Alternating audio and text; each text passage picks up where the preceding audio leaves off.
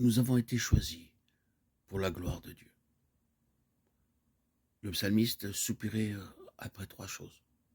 Voir le bien-être des élus de Dieu, se réjouir de la joie de son peuple et se glorifier avec son héritage. Afin que je voie le bonheur de tes élus, est-il écrit.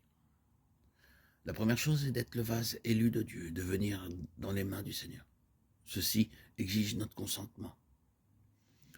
La manière dont le Seigneur nous amènera dans les expériences qu'il nous demandera d'affronter sera claire.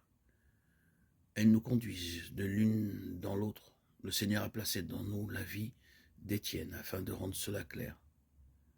Maintenant, nous voyons la seconde partie du verset « Que je me réjouisse de la joie de ton peuple ». Retournons encore à Actes 7, 1, 2. Le souverain sacrificateur dit « Les choses sont telles ainsi ». Et Étienne répondit « Homme, frère et père, écoutez. Le Dieu de gloire apparut à notre père Abraham lorsqu'il était en Mésopotamie, avant qu'il s'établisse à Haran. Le vase élu de Dieu fut persécuté par l'ennemi, alors qu'il commençait à l'accuser faussement. Son visage commença à briller comme celui d'un ange. Il se demandait comment cela pouvait se faire.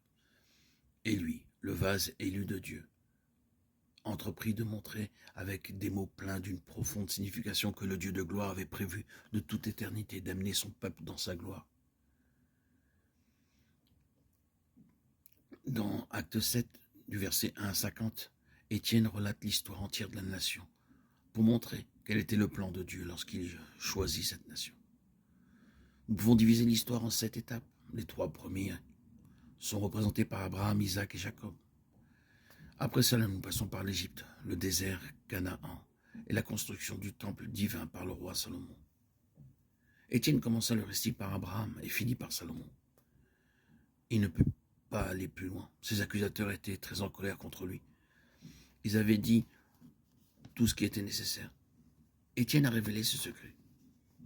Dieu avait préparé sa nation afin qu'elle puisse recevoir de lui une grande joie céleste. 2 Chroniques 7, 1, 3. C'était le plus heureux jour pour eux, en tant que peuple de Dieu, le point culminant de toute l'histoire de la nation. Quand la construction du temple fut achevée selon le plan céleste donné par Dieu, le feu descendit et consuma le sacrifice. Et la gloire de Dieu remplit tout le temple. Tous les enfants d'Israël tombèrent sur leurs faces, adorèrent et louèrent le Seigneur. Ils étaient remplis de la joie céleste, parce qu'ils n'avaient jamais vu une telle chose auparavant. Ce fut en vérité le plus heureux jour de leur histoire.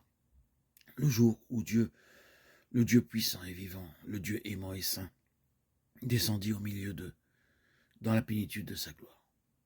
Et chaque cœur fut rempli d'une paix parfaite. Tous leurs ennemis avaient été subjugués. La paix et la justice régnaient dans tout le royaume. Et le temple fut rempli de la divine présence. Telle était la joie et le bonheur auquel se référait le psalmiste au psaume 106 quand il priait que je puisse me réjouir du bonheur de ta nation. Ce n'était pas une joie terrestre, mais une joie céleste. Une joie qui ne pouvait se partager avec personne d'autre au monde. Le psalmiste soupirait après la joie qui vient lorsque le Dieu vivant vit et travaille parmi son peuple.